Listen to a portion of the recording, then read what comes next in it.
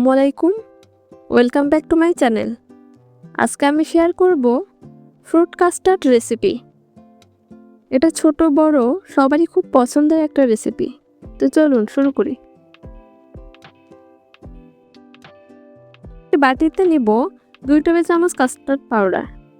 এবার এখানে 2 টেবিল চামচ কাস্টার্ড পাউডারের জন্য 3 টেবিল চামচ দুধটা জাল করে ঠান্ডা করে নিয়েছি। এবার এগুলো গুলিয়ে নেব। গরম দুধ দেওয়া যাবে না, কারণ গরম দিলে কাস্টার্ড পাউডারগুলো জমাট লেগে যাবে।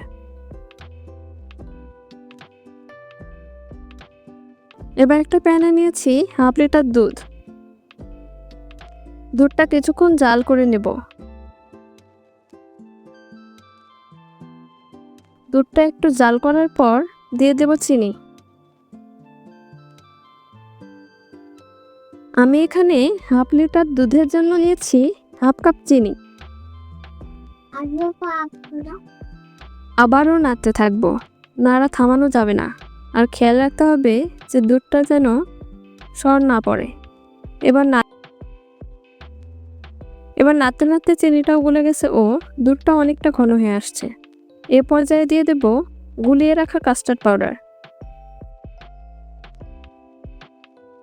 পাউডারটা যখন দেব তখন চুলার আঁচ হাই হিটে রাখা যাবে না, লো আঁচে রাখতে হবে, না হলে দলা পেকে যাবে।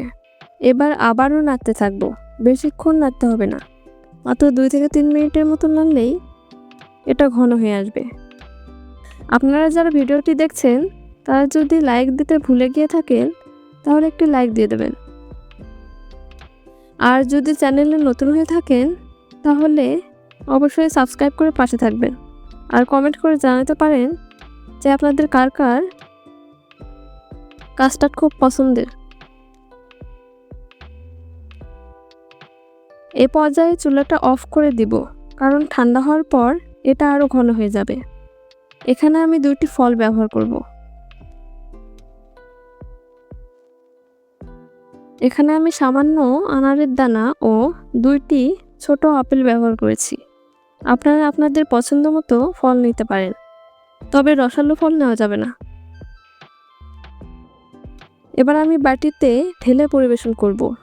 দেখুন, হাফ কেজি দুধ দিয়ে আমার 2 বাটি কাস্টার্ড হয়েছে। এবার ফল দিয়ে সাজিয়ে নেব।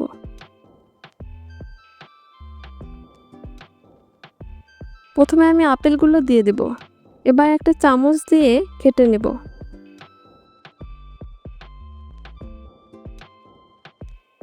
এবার ওপর দিয়ে আপেলের পিসগুলো একটা একটা করে সাজিয়ে নেব।